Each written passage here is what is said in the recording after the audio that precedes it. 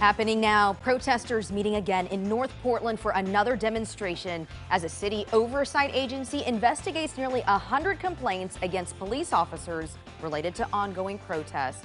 Welcome to KOIN 6 News at 11. I'm Elizabeth Din. I'm Jeff Gianola and Jennifer Dowling live with more on the ongoing protests and how those police complaints are being handled. Jennifer?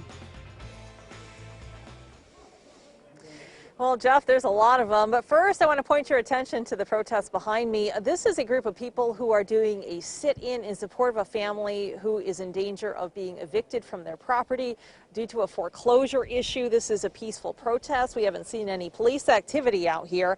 And a lot of times, however, those who are out protesting in Portland over the past couple months have had complaints about how officers responded to demonstrations.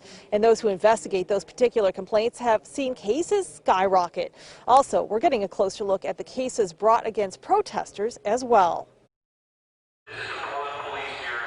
As nightly protests continue in the Rose City, the director of the city auditor's independent police review says complaints and allegations about police behavior continue to roll in steadily. We have 91 cases that have come in now. Some of those are at internal affairs, some of those are at IPR. Caldwell spoke during a meeting with the Citizen Review Committee. He says the oversight agency has seen what would typically be a year's worth of cases come in just the past couple months, with many still in the intake phase, which usually lasts around 14 days. We have a whole lot of cases that are kind of still bottlenecked in that early part, and we continue to have a lot of cases coming in pretty regularly, as you can imagine. Caldwell says oftentimes the first step is determining whether or not the case involves a PPB officer. If we determine that it is definitely not a PPB officer, then that's something we would refer over to another law enforcement agency. Also today, Multnomah County District Attorney Mike Schmidt announced the launch of an online dashboard to track protest cases. So far, it shows that the DA's office has had more than 970 cases referred to the office,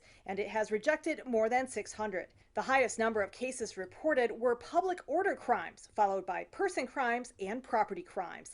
As the protests continue, IPR and the Citizen Review Committee are anticipating more work ahead. Our investigators are still kind of trying to triage the things that come in that are sort of people's thoughts and feelings about stuff versus what is an actual interaction with a Portland Police Bureau officer that is something that we can investigate.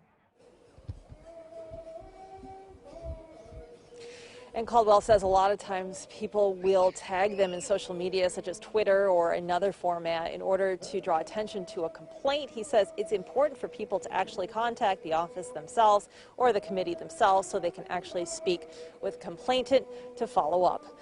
Back to you in the studio. All right, Jennifer Dowling live for us tonight. Thanks.